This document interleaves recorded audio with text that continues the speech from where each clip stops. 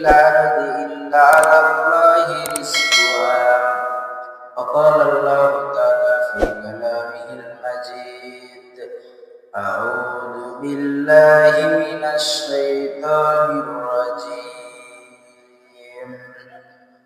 أمن هذا الذي يرزقكم إن أمسك رزقه إلى آخر الآية. وقال النبي صلى الله عليه وسلم عن أنس رضي الله تعالى عنه قال قال النبي صلى الله عليه وسلم أنه ليس من نفس تموت حتى تستوفي رزقها. وقال الله تعالى قال النبي صلى الله عليه وسلم يا ابن آدم كلكم جائع إلا من أطعمته ফাস্তাতিমুনি তিমুকুম। প্রশংসা আল্লাহ তাআলার দরবারে, যার অশেষ রহমতে আমরা আজকের এই দিনই বৈঠকে উপস্থিত হতে পেরেছি। সকলে বলি আলহামদুলিল্লাহ। রাসূলের প্রতি শান্তি অবতীর্ণ হোক, যার আদর্শকে বাস্তবায়ন করা আমাদের জীবনের একমাত্র লক্ষ্য উদ্দেশ্য।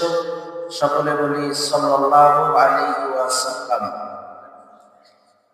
বালান্দর ধেনুপাড়া যুব সমাজ কল্যাণ সংগঠন ও মসজিদের উন্নতি কল্পে আয়োজিত আজকের তাফসীরুল কুরআন মাহফিলে উপস্থিত সম্মানিত সভাপতি, সহসভাপতি, প্রধান অতিথি, বিশেষ অতিথিবৃন্দ, আমন্ত্রিত অতিথিবৃন্দ, আজকের আলোচক হিসেবে উপস্থিত সম্মানিত আলোচকগণ, আমার সামনে উপবিষ্ট দিন পিপাসু ভাই ও বন্ধুগণ, পর্দার অন্তরালের সম্মানিতা মা ও বোনেরা, আমি আপনাদেরকে শুরুতে আমার পক্ষ থেকে আন্তরিক সালাম এবং অভিনন্দন জানাচ্ছি। আমরা আজকের এই তাফসীরুল কুরআন মাহফিলে সংক্ষিপ্ত সময়ে আপনাদের সামনে কোরআন এবং সুন্নাহ থেকে রিজিক বিষয়ের উপরে খুব সংক্ষিপ্তভাবে কিছু কথা পেশ করার চেষ্টা করব ইনশাআল্লাহ। যারা এদিক সেদিক রয়েছেন, মাহফিলের প্যান্ডেলের বাইরে অবস্থান করছেন, তাদেরকে বিনয়ের সাথে অনুরোধ জানাবো, এদিক সেদিক ঘোরাফেরা না করে, অযথা সময় নষ্ট না করে, গল্প গুজবে ব্যস্ত না থেকে অতি দ্রুত মাহফিলের প্যান্ডেলে এসে উপস্থিত হওয়ার চেষ্টা করুন। যদি কেউ বাড়িতে বসে থাকেন অলসতা করে, তাকেও বলবো আপনি এসে মাহফিলের ময়দানে এসে আলোচনা শ্রবণ করার চেষ্টা করুন। আশা করি আলোচনা আপনার জীবনে উপকার বয়ে আনবে ইনশাআল্লাহ। আমরা আজকের আলোচনায় রিজিক কি, রিজিকের মালিক কে, আমরা রিজিক নিয়ে যে পেরেশানির মধ্যে থাকি, বিভিন্ন ব্যস্ততায় থাকি, তা থেকে উত্তরণের উপায় কি, আমরা তার বিস্তারিত আলোচনা পেশ করার চেষ্টা করব। তার শুরুতেই আমরা রাসূলুল্লাহ সাল্লাল্লাহু আলাইহি ওয়াসাল্লামের একটি হাদিস আপনাদের সামনে পেশ করার চেষ্টা করি। মানুষ হিসেবে আমাদের কেমন হওয়া উচিত?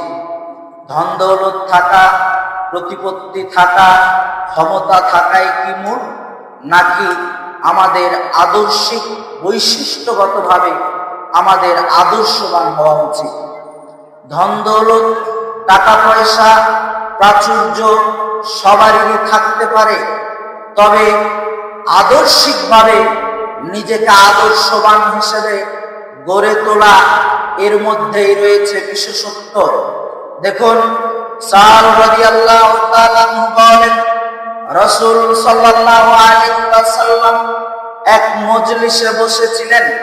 সাহাবায়ে কেরাম আল্লাহর রাসূলের সাথে বসা রয়েছেন। এমত অবস্থায় আল্লাহর রাসূল দেখতে পেলেন একজন ব্যক্তি রাস্তা দিয়ে হেঁটে যাচ্ছেন। ওই ব্যক্তি যখন চলে গেলেন, সাহাবীদেরকে উদ্দেশ্য করে বলছেন, আল্লাহ রাসূল, যে সাহাবীরা, এই ব্যক্তি সম্পর্কে তোমাদের ধারণা কি? এর ব্যাপারে তোমরা কি বলতে চাও? তখন সাহাবায়ে কেরাম বলছেন, আল্লাহ রাসূল, এই ব্যক্তি খুব সম্পদশালী ব্যক্তি। আল্লাহ রাসূল, এই ব্যক্তি খুব সৌন্দর্যওয়ালা ব্যক্তি। আল্লাহ রাসূল, এ খুব ক্ষমতাধর, পাওয়ারওয়ালা ব্যক্তি। অতএব এই ব্যক্তি যদি কোনো নারীকে বিয়ের প্রস্তাব দেয়, ওই নারী বিয়ের প্রস্তাব গ্রহণ করবে, কারণ তার ধন সম্পদ রয়েছে, টাকা পয়সা রয়েছে, তার সৌন্দর্যতা রয়েছে।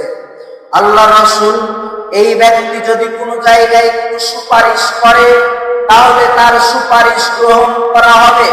কেন? কারণ তার ক্ষমতা রয়েছে, পাওয়ার রয়েছে।